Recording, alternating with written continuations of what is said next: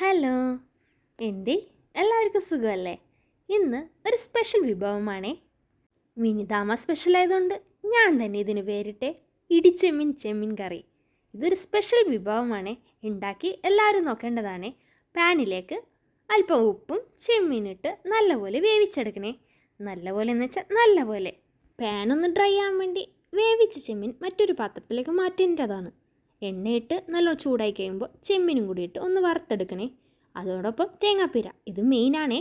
ഇതിന് ഇൻഗ്രീഡിയൻ്റ് എന്ന് പറയാൻ ഒരു സവാള, അല്പം ഇഞ്ചി, വെളുത്തുള്ളി, പച്ചമുളക്, തേങ്ങാപ്പീര, ഇതാണ് 3 ഇൻഗ്രീഡിയൻസ്. സവാള, പച്ചമുളക്, വെളുത്തുള്ളി, ഇഞ്ചി നല്ലപോലെ ഒന്ന് വഴറ്റിയെടുക്കണം.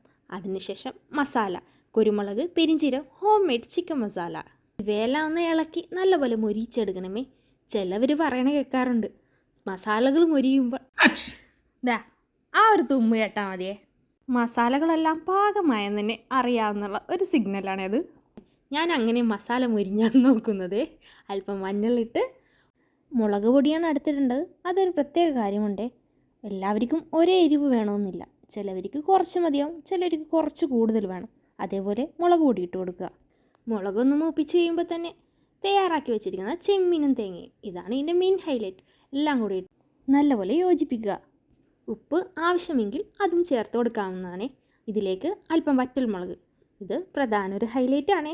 അതാരും മിസ്സാക്കാതിരിക്കാൻ പ്രത്യേകം ശ്രദ്ധിക്കും. സ്റ്റവ് ഓഫാക്കി ഒന്ന് റെസ്റ്റിംഗ് ടൈം കൊടുക്കണേ. ചൂടാറിയതിന് ശേഷം ജാറിലിട്ട് ജസ്റ്റ് ഒന്ന് ക്രഷ് ചെയ്തെടുക്കണമേ. ഫൈനായിട്ടൊന്ന് അരച്ചെടുക്കല്ലേ. ദേ ഇങ്ങനെ ഇരിക്കോട്ടോ.